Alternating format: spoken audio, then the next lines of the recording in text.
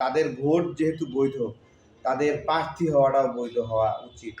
এটা আমরা বলছিলাম এবং বারবার বলছিলাম যে সবাইকে নিয়ে একটা নির্বাচন হওয়া দরকার। ২-৪০০ জুলাই যোদ্ধা আওয়ামী লীগে যোগ দিছে। বিএনপির ভোটও এক, আওয়ামী লীগের ভোটও এক। সে জায়গা থেকে জামাতের ভোটও এক। তো জামাত একটা ভোট পাইলো, বিএনপি একটা ভোট পাইলো। এখন আওয়ামী লীগের একটা ভোট আছে। ওই একটা ভোট যে পাবে সেই জিতবে। এইজন্য সবাই আওয়ামী লীগের প্রতি প্রেম ভালোবাসা দেখাচ্ছে। কিন্তু আমরা বলি যে তাদেরও একটা অধিকার আছে। তাদের ভোট যেহেতু বৈধ, তাদের প্রার্থী হওয়াটাও বৈধ হওয়া উচিত। এটা আমরা বলছিলাম এবং বারবার বলছিলাম যে সবাইকে নিয়ে একটা নির্বাচন হওয়া দরকার। সেই নির্বাচন হলে একটা কেউ পরাজিত হইলেও ভোটে পরাজিত হইলে কেউ লাফালাফি করতে পারে না। কারণ ভোটের মাধ্যমে যদি আওয়ামী লীগ পরাজিত হয় তাহলে আওয়ামী লীগ মেনে নেবে যে হ্যাঁ আমরা তো পরাজয়ই বরণ করলাম।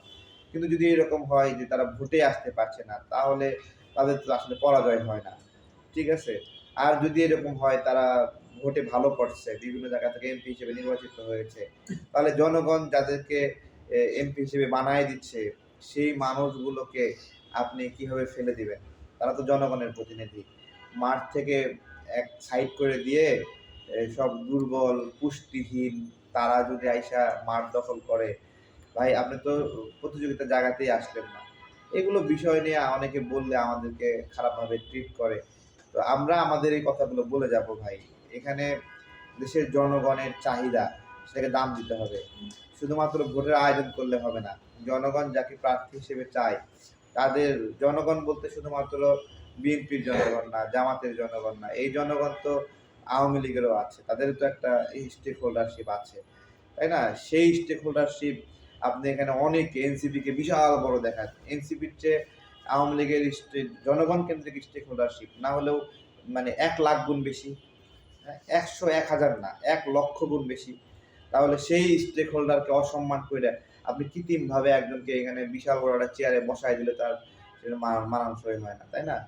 তো এটাই আরকি। আমরা বারবার বলছি যে সবার অংশগ্রহণে নির্বাচন হলে ভালো হয়। আমাদের কথা কেউ দাম দেবে, কিভাবে দাম দেবে? একটা দুর্বল অবস্থা বিরাজ করছে রাষ্ট্রে। হ্যাঁ? এই কথাগুলো বললে অনেকে তামাশা করে। এদের শেষটা অনেক খারাপভাবে হবে এটা বলে আমি মনে করি।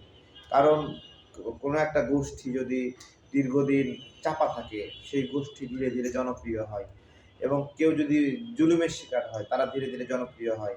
যত বড় মুজলুমই হোক, জামাত প্রাসঙ্গিক হয়েছে কিভাবে?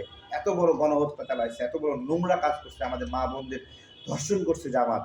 সেই ধর্ষক গোষ্ঠী আজকে বাংলাদেশের রাজনীতিতে প্রাসঙ্গিক। কিভাবে? কিভাবে? বুঝতে হবে তো ভাই। তাদের উপরে বারবার জুলুম করে, করে, করে তাদেরকে প্রাসঙ্গিক করা হয়েছে। জামাত যদি নিষিদ্ধ না করতো তাহলে জামাত মুসলিম লীগ হয়ে যেত। মুসলিম লীগকে নিষিদ্ধ করেনি কিন্তু মুসলিম লীগের নোংরা কাজ, ওই সময়ের বিষয়গুলো যে পাকিস্তানের পক্ষ নেওয়া, এই বিষয়গুলোর কারণে মুসলিম লীগ নিষিদ্ধ। ওই একই কাজ তো জামাতও করছে। তাহলে জামাত কেন নিষিদ্ধ হয়নি? কারণ জামাত কেন এখনো প্রাসঙ্গিক হয়ে আছে? কারণ জামাতকে বারবার যাকে নিষিদ্ধ করে আপনি কোণঠাসা করবেন সে তত প্রাসঙ্গিক হবে। আওয়ামী লীগকে যে নিষিদ্ধ করছেন না, এই আওয়ামী লীগ একসময় প্রাসঙ্গিক হবে এই নিষিদ্ধ হওয়ার কারণে।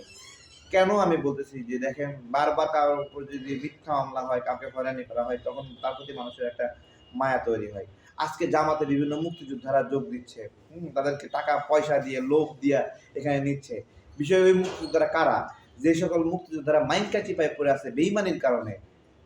ঠিক আছে? মাইনকা চিপায় পড়ে আছে কে? ওই যে কি যেন নাম?